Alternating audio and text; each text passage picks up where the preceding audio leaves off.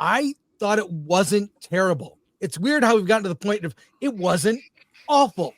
The show wasn't terrible. The show wasn't terrible. Nikki Glaser, who I've followed as a comedian for years. She's been on various podcasts. She's did the Tom Brady roast. She was really a standout at that. Yeah. And she came out and did what you're supposed to do. She roasted the audience. She roasted all the celebs. I mean, I thought that was kind of light teasing, but one of her first jokes off the top was nobody cares what you think. You can't influence an election. That was like her first joke. I appreciated the Joker 2 jokes. Yes, I'm that petty. Sorry. Yeah, Joker 2 jokes. Sorry, I'm covered by the caption here, but that's okay. In deference to our guests, I'll put Alan down here. Then. No, I'll put myself back. It was a yellow. But so I thought like, it was a short monologue. It wasn't that worst one was. Do you remember, Alan? It was like Gerard. Yeah, Gerard Carmichael. He was the return from the pandemic. He was terrible. He like questioned. So, and the, I don't know, by the end of the show, it was Globes So Yellow was going around Twitter. I think started by Alan. There were so many Asian winners from John Chu to every category that Shogun was in. Yeah. And Ali Wong. Ali Wong. No, it was good. It was a decent spread around love. There wasn't a real dominant movie unless you count Amelia Perez, which no one but myself has seen, even though it's on Netflix. Yeah, I've seen it. Oh, you finally saw it, Alan? And we should do a proper review. I hate this movie. We'll talk on Friday. Save it for our review show Friday. I abhor this movie. All right. Oh, we'll get into it. Yeah. So your takeaways and thoughts, Alan, if you put up the results. I think one of the best things is Penguin being one of the big winners. Yeah, that was awesome for Colin Farrell. Colin, yeah. That's like the one thing that I saw. I just saw that clip. I didn't watch award ceremonies. I watched clips. Yeah, that was awesome. Well deserved. Yeah. Well, the show should have won, but whatever. The two of the things that I really liked from the night was the reaction of Demi Moore's kids. Have you seen that on Instagram? No, yeah, that was really cool. Yeah. They were filming when their mom won, and then also I forget his name, Asano, forget his first name, from the actor from Shogun who when he won was so he said, "This is a great present for me. I have to go back home to Japan and start shooting in the morning." Mm-hmm. I love that. I love that. That speech was great. Wow. Well, let's go down here. I also think I'm the only person who has seen The Brutalist. Yes. The Brutalist, which is almost 4 hours with a 15-minute intermission. It is very mixed when people discuss it. I think the first half of the movie is a build up to what I hoped would be something epic. It falls short in the second half. The score is amazing. The ambition, it's the type of movie that is an awards movie, all built on performance, drama. Adrian Brody's character has escaped the Holocaust to America. He's trying to get his wife back in the country, and he is a brutalist architect building these. You see a lot of brutalist architecture in Washington, D.C. It's very classic. In any case, can't believe this movie was made for $10 million. And I don't really debate the winning of director for Brady. Is it Corbet, the director? Yeah. I don't know how to pronounce his last name. It's Corbet, yeah. It's Corbet. He did a fantastic job, but it's a movie we're seeing. There's a spoiler, something huge that happens in Act 2. I can't tell you about. That kind of soured me on the film, and I'll save it for another time. But if we could go through, Alan, and any commentary, let me ask you this about Brutalist, because last year was Oppenheimer. We were all talking about Oppenheimer. We're not talking about the Brutalist in any way as Oppenheimer. Well, is it on that level? It's not, but it's a movie that after I saw it, I could not stop thinking about it, and I kind of want to see it again. I mean, I want to see it again in a theater. So there's something about it, the score, the tone, what it's about. It's a Guy Pearce's character hires Adrian Brody's character, who's an architect. He's just trying to do any job to get by, realizes he's a profoundly talented architect, and hires him to build a monument to his mother. That will be a community center, a church, kind of all these things. It ends up becoming the building of this building becomes a point of obsession, to the point where Brody's character is like sacrificing his money because they're trying to cut corners. No, it must be this way. So it's really at its core, it's about an artist and what must be sacrificed, what you must sacrifice to be an artist. As an architect, he is a true artist. And so that's really what it's about. And what he sacrifices is everything. They get this monument built to someone else's mother, and he's funding it.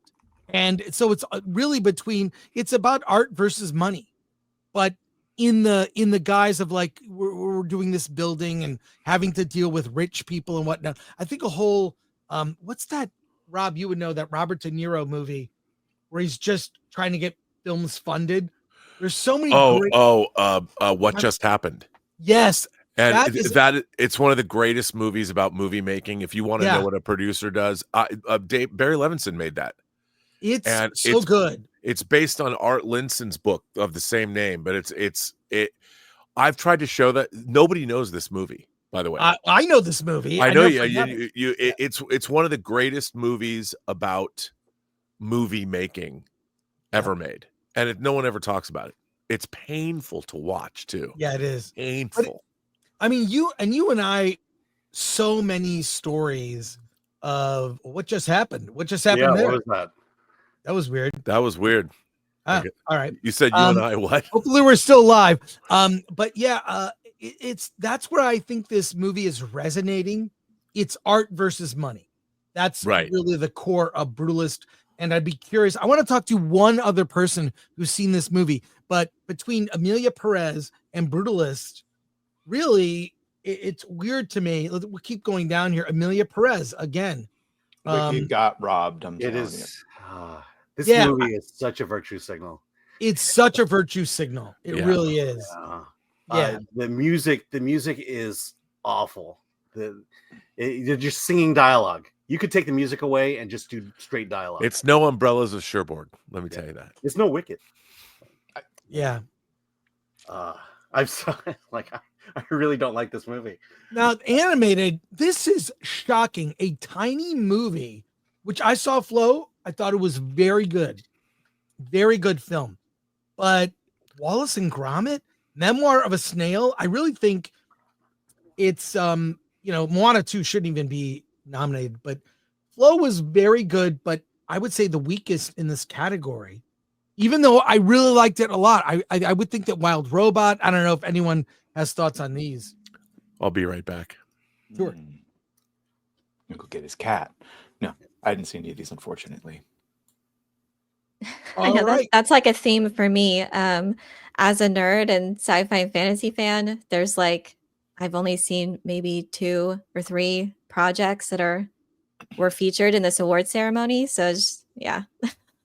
That is also a problem. It used to be there was the convergence of, say, movies that did well financially and resonated with audiences, which is what the box office is a barometer of.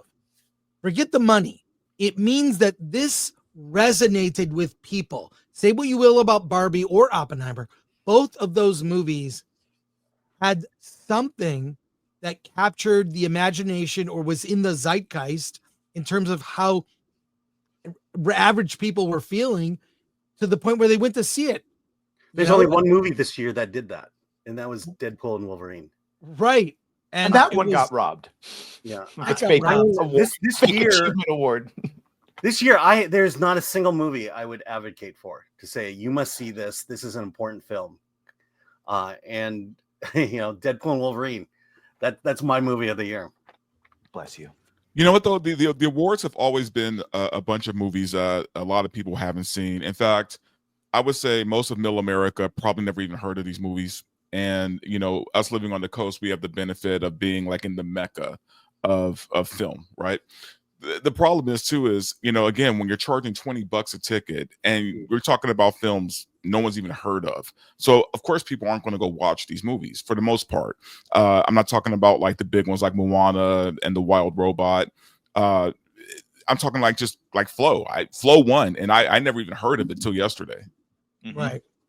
Yeah, and you're right about the money. If I wasn't subscribed to AMC and Regal, $20 is a hard ask to see a movie, especially if you have a family. Especially a movie you never heard of. Only go to movies if you guys are like extolling the virtues, or we have to cover it for a stream because of like, you're gonna deal with other people. They're gonna be talking.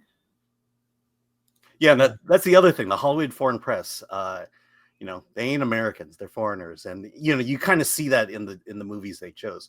Flo, Amelia Perez, they're foreign, and I think, and quite frankly, just coming out of the Palm Springs International Film Festival, I love foreign films because they're not hung up on American garbage issues. The censorship, the DEI, the wokeness.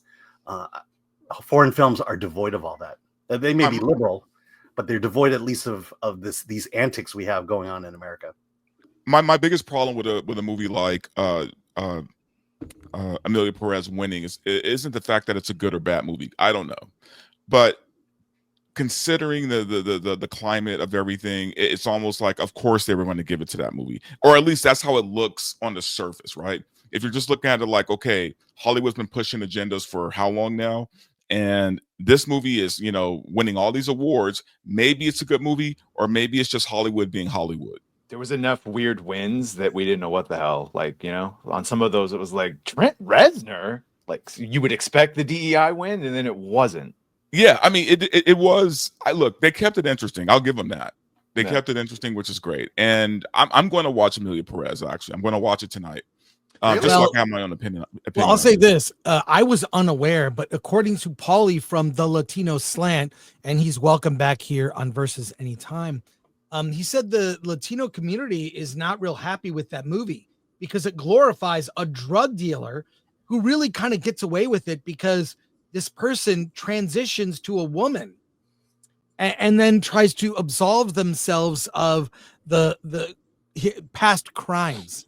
So they're not real down with it. Well, ironically, some trans people I know don't like the movie because the appearance is that the main character became trans to escape prosecution. Right. Yeah, it's crazy. Which ties into like male prisoners claiming to be trans so they can get sent to female prisons. It's like it's kind of like we don't call a spade if it wears a dress, right? So no, I completely understand where Paulie's coming from. Hey, Steph. Hello. Good to see you. We're just going over results and having fun. Scroll down if you would, Alan, and let's any other commentary on other. We had I'm waiting to scream about Kristen Milotti getting robbed. Yeah, this bums me out, and people are upset with me that I don't know Fernanda Torres. I just don't know her. But what can I say? Oh, is this another great actress around the world, but only in America? She's unknown. You're right. Yep. True. Yeah.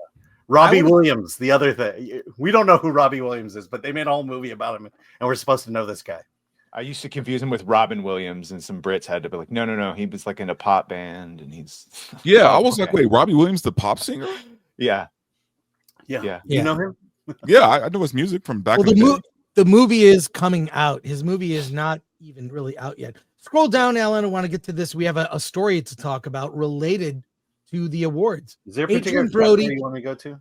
I'm not surprised, Adrian Brody and the Brutalist. I think now it's going to pick up steam, but you can't use the Globes are always off when it comes to the Oscars. The thing to really look at is next week. Alan and I will be at the Critics' Choice Awards. That is going to really determine the Oscar noms. Yeah. In fact, you should just watch the Critics' Choice and forget watching the Oscar. Watch our live stream instead. Yeah, well, we're not doing a live stream. We're actually going to be at the event. So for the Oscars. Oh, for the Oscars. Yes, that's true. Don't watch the Oscars. Watch this. But I'm glad Sebastian Stan was at least in the mix. And Daniel Craig, I'm not surprised for queer. Is that a virtue signal though? It is. It 100% is. Did you watch Queer? I only saw the trailer for it. Not only did I watch it, I was at a screening where Daniel Craig was there and did a Q&A. I was in the front row. He was right there. Wow. And he talked about how, for the scenes they did, which are, I won't say they're graphic sex scenes, but they're naked and there's sex. I mean, And has he they just can't- admitted that he's been gay this whole time and that like he's sort of more or Or less he's said it? married for one thing, but That doesn't mean anything, Really? Alan. Thank Yeah. you, Dante. You said it for me. Yeah. and Chris, when you means saw the nothing. movie, were you holding hands with Tyler at the time? Yeah. or- No, I wasn't. But I'll just say it was like, what this whole thing is. There's a lot of these movies that come out that are like, it's like $10 million down the toilet, and we'll see if it wins awards. Well, it feels like Really it was for made prestige. for award season. Yes, It was made to win awards. same thing with The Brutalist. But Thank you, I, Jeff. again, it's a movie that after I saw it, I could not stop thinking about because of what I think it really has to say. So, scroll down. We'll go through this. We have But I think even a movie like The Brutalist gets turned off by a lot of people because, like, even for me, man, the two things I am so tired of are slave movies and Holocaust movies. I just don't care. I don't care anymore. Like, But can you combine them in the Avengers Endgame of like SJW causes? That would be great. well, that I'll watch. I'll watch, but The but Holocaust. no, really, it's just Demi Moore, I I was just happy. think again when you're asking people to drop $20, like for me to watch a Holocaust or a slave movie, I'm out. It's Yeah, but funny. I Origin is this Holocaust slave movie. And Yes, it's it very good. literally connects them. Yeah. Well, Demi Moore here for the substance. I was very happy. I'm all for She- this. I'm all And for she this. gave probably one of the best speeches of the evening, where she was grateful. It was really good. Yeah, she was probably the highlight win of the night for me. Did you see her daughter celebrating? Oh no. Yeah, we were just talking about that. It was really cool. Talking about Oh, it. I have it. Do you want to see it? Yeah, please put it in the private Okay. chat. I'll share it. By the way, sorry, great. we're the comment is covering Zendaya. She was nominated. All right. Why? Why was she nominated for challengers? Love to force that. Because they need six nominees. Cynthia probably Yeah, should have yeah. won, but Demi, I understand it was warranted. But yeah, she's so diametrically the opposite of a fucking human in real life. To see her performance, She's it's so so like different. shocking. I mean, if honestly, if we're going purely based off of like performance, I think Demi Moore 100% deserved Yes. this win. Yeah, I agree with that. Good, Yeah. which is what I've come to understand. Yeah. Yeah. All right. But Here I we refuse go. to accept that about Jodie Foster. Here's Cynthia still have the chance to win next year.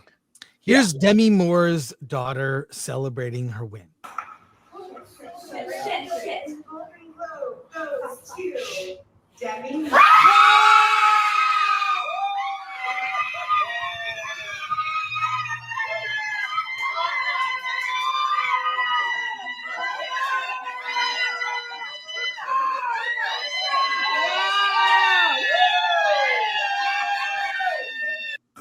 That is so Her cute. daughter kind of looks like her. Oh yeah. That's cool. Wow. Thanks, Steph. That's awesome.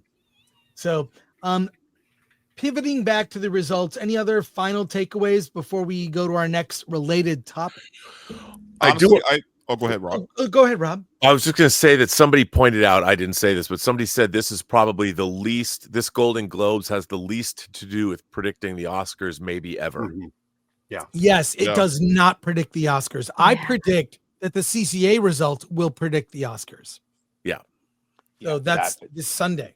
I was just going to say that not about the awards, but I think Nikki Glaser did a great job. I think that look, man, they needed someone who could be a little edgy but not too offensive, which she did. She rode the line pretty well, man. She was pokey, but she wasn't like offensive. So and I think she did a great job with that. And she looked good. She was hot. So I mean, let her host the Oscars.